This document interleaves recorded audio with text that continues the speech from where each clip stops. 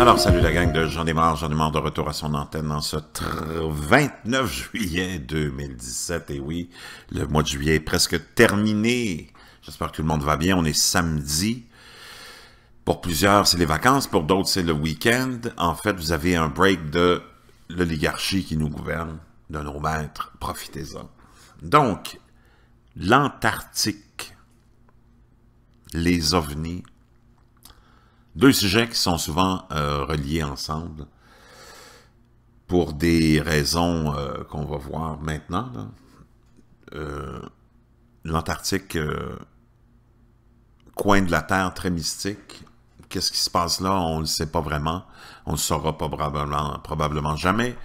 Encore 55 pays respectent une entente qu'ils ont signée ensemble, faisant de l'Antarctique une région où on ne peut pas aller se mettre le nez.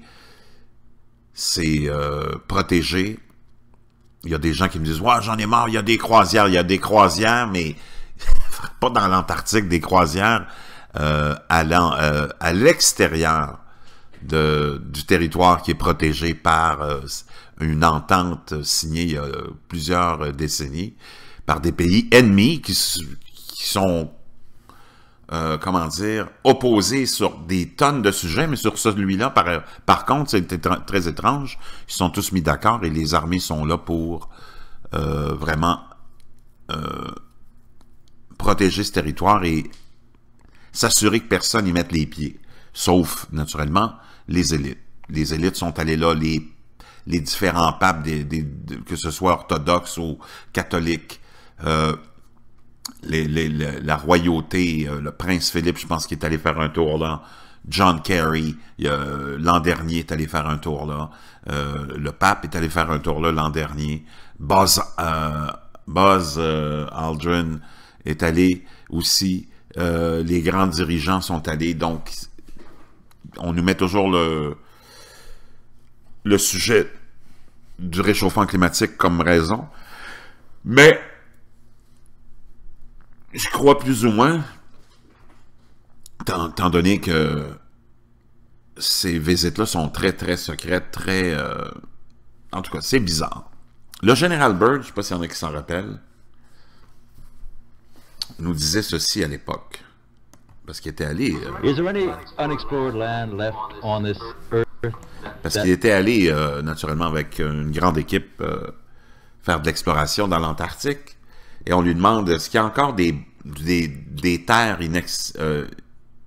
encore non déchiffrées, inexplorées? That might appeal to adventurous young Americans? Yes, there is. And not up around the North Pole, because it's getting crowded up there now, because they find out it's really... Donc, il nous dit, ben le pôle Nord, c'est assez... il y a beaucoup de monde là, c'est assez occupé, il n'y a plus grand-chose à découvrir là. Hein? Usable, not only to live in, but militarily.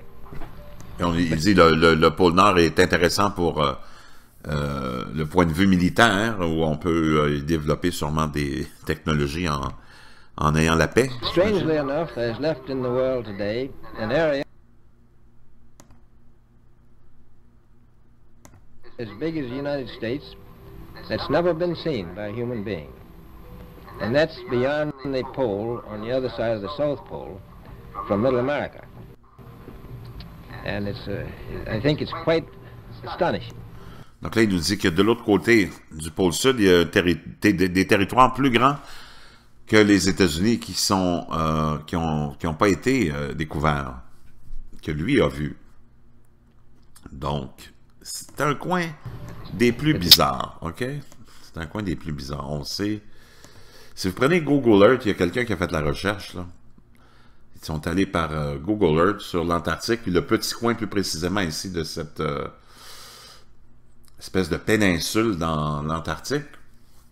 Tout le monde a entendu parler des pyramides, des formes pyramidales qu'on a trouvées dans l'Antarctique, vraiment avec aucun doute les entrées dans les montagnes qui ont été faites, ça n'a pas été fait de façon naturelle, la forme est trop bien définie. Donc, si on prend cette application de Google Earth et on s'en va chercher cette partie-là ici de cette péninsule, il y a un jeune homme qui a fait ça, là, qui a envoyé ça à Tyler sur Secure Team. Et on va aller voir qu'est-ce qu'il a découvert quand il est allé sur cette péninsule, plus particulièrement celle-là ici. Il a zoomé, zoomé, zoomé pour arriver à cette montagne. Et hop, on voit qu'il y a un objet ici. On voit l'ombre qui est créée par la montagne, ici de neige. Et on voit un objet métallique de forme vraiment classique de soucoupe volante. Un petit peu surélevé ici. On peut voir le reflet de la lumière qui reflète, qui se projette sur cet objet-là qui doit être métallique, parce qu'on peut voir un reflet. Donc, on peut voir cette fameuse forme classique surélevée ici. On voit très bien. Ici, la montagne, l'ombre projetée par la montagne, et cet objet qui est là. On peut voir sa forme. Donc, est-ce que c'est des appareils militaires? Est-ce que c'est des appareils venant d'ailleurs? Ou, comment dire? Il y en a qui allèguent que c'est pas des extraterrestres, c'est des intraterrestres parce que la Terre est tellement plus grande que ce qu'on nous a dit, qu'il y a d'autres secteurs. Donc là, ici, on peut voir des images de l'armée hitlérienne à l'époque, qui a développé, on le savait, des formes de...